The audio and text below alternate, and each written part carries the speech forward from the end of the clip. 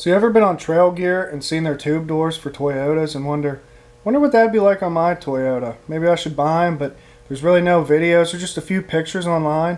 Well, we're going to fix that today with this unboxing and install video. So we're here in the dungeon, and here in this box, leaning against this nice Samurai axle, is what I'm assuming is Trail Gear tube doors that I ordered.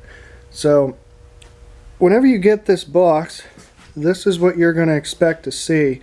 Now in the center, where you can see I kind of ripped something off, that was where the packing slip was, and also there was a warranty paperwork, and they sent 2 Trail Gear stickers and also a little Trail Gear catalog. But you should expect this. It's got some plastic or nylon banding around it, and appears to be packaged well. You can see one little battle scar there, but we'll find out when we get it open. No harm, no foul. So I just got all the banding off of this box and got the top opened up. And looks like there's just 2 tube doors, and then down in there's a plastic bag. Now I'm going to get all this out of the box. So here are the 2 doors out of the box. And then they also sent us this little plastic bag. So I guess let's get into that first. It's probably hard to see through the bag, but there's the slam latches and all the hardware, which will be a little bit more in depth when we install this. We'll check everything out. Well, let's get to these doors. They appear to be well made. They're definitely heavy, so I believe that the material they say they're using is 120 wall. I believe that that's the truth. I mean, as far as the welds go, they all appear to be fairly good, as you would expect. Although on one spot, now I might be just nitpicking here, but maybe it's easier without the light. You can see there's just a little blemish in that one weld. Now you probably won't see that because I'm guessing if this is the inside of the door, passenger's door to boot, but you know, that just kind of bothers me a little bit. It has, I'm sure that's not going to hurt anything with strength, but it is what it is. Let's see if we can get a better look at that weld. Just that one spot. Everything else, I inspected the rest of the doors, they all look fine. So I'm not really upset about it, but I'm not trying to beat the guy down who welded these or talk smack on Trail Gear either, but it's just a little unfortunate to see that one little spot, but hey, mistakes happen. So they appear to be good quality, and I don't think there'll be any problem, and I think they're going to add some serious beef to the door situation. I chose these because my doors are pretty beat up, and quite frankly, I don't really like doors. But I don't want to not run a door, so I thought these would be a happy medium until I completely buggy the thing. But let's get to the install portion. So I guess the first step is to remove your door. Sorry if the wind noise is bad, but looks like there's just the 4 hinge bolts here, so I'm guessing that there probably at one time would have been a rod, but these doors were replaced by the previous owner, so let's get this door off. Okay, so you unbolt the door, unbolt these 4 bolts, and I'm guessing if you still have this rod, take the pin out of it. Then the next thing to do is take the 2 Phillips screws out of here, and if they don't want to turn, usually I just take a hammer, tap on the screw a couple times, and that usually seems to work. If that wouldn't work, I'd probably use an impact screwdriver. I don't know if you know what I'm talking about, but it's a you hold it with your hand and then hit it with a hammer. Okay, so basically I was going to do a step-by-step, but I ran into some different issues between each side. So first off, once you get everything out of your way, what you're going to have to do is take this piece and bolt it on in place of your old latch.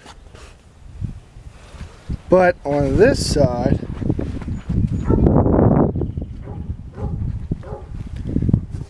I actually had to put washers behind the latch to make it line up. I'm not going to blame that on trail gear. My cab could be that beat up. But first thing I did on both sides was bolted on the door, and it uses the factory bolts, and they provide you with nuts, but they don't provide you with washers. So I had to get some washers. So we'll go back over here. That side, like I said, I had to put washers behind this plate. This side, I actually had to pound this cab back a little bit to get the door to shut. It was actually hitting. And see, even now, it doesn't shut correctly. So I have to push down on it and it's fine. I mean, I'm not worried about it, but you know, and I'm not going to blame that on trail gear because it probably is my cab is junk.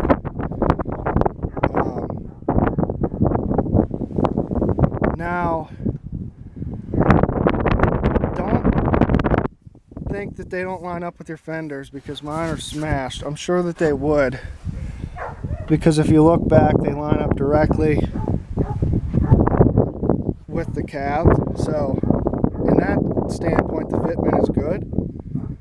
So at the end of the day, I'm pretty happy with them. I mean, they look good. They feel good sitting inside.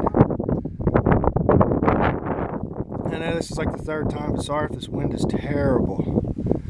But yeah, the only concern I have is that it's probably going to get bent with my driving style. So we'll see what happens. But other than that, I mean, this is what I meant by the front sticking out past the fender, but I mean, look at this fender. You can't blame that on trail gear. So, other than that, I mean, the latches are cool.